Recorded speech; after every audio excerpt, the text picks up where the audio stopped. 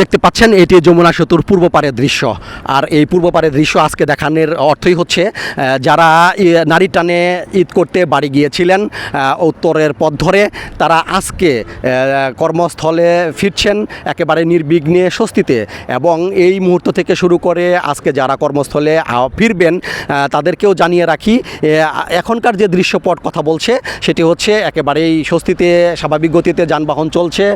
যারা কর্মস্থলে আজকে ফিরতে চান, যদি এই মহাসড়কে কোনো বড় ধরনের দুর্ঘটনা না ঘটে, তাহলে নিশ্চিন্তে নির্বিঘ্নেই আপনারা কর্মস্থলে ফিরতে পারবেন, একেবারে স্বস্তি নিয়ে ফিরতে পারবেন, এমনটাই সড়কের দৃশ্যে কথা বলছে।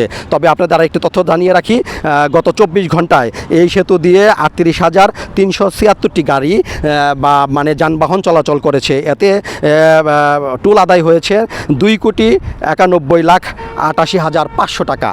তার মানে একেবারেই সেতু কর্তৃপক্ষ যেটি বলেছেন, বিনা বাধায় নির্বিঘ্নে স্বস্তিতেই কর্মস্থলে আজকে মানুষজন ফিরছেন। এবং যদি বড় ধরনের কোনো দুর্যোগ অথবা দুর্ঘটনা না ঘটে, তাহলে এখনকার যে দৃশ্যপট কথা বলছে তা দিনব্যাপী আপনারা যারা কর্মস্থলে ফিরবেন একেবারে নির্বিঘ্নে স্বস্তিতে কর্মস্থলে ফিরতে পারবেন বলে খবর যুগের মাধ্যমে আপনাদের জানিয়ে রাখছি। যমুনা সেতুর পূর্ব পাড় থেকে খবর যুগ এই মুহূর্তে বিদায় নিচ্ছে। আল্লাহ হাফেজ।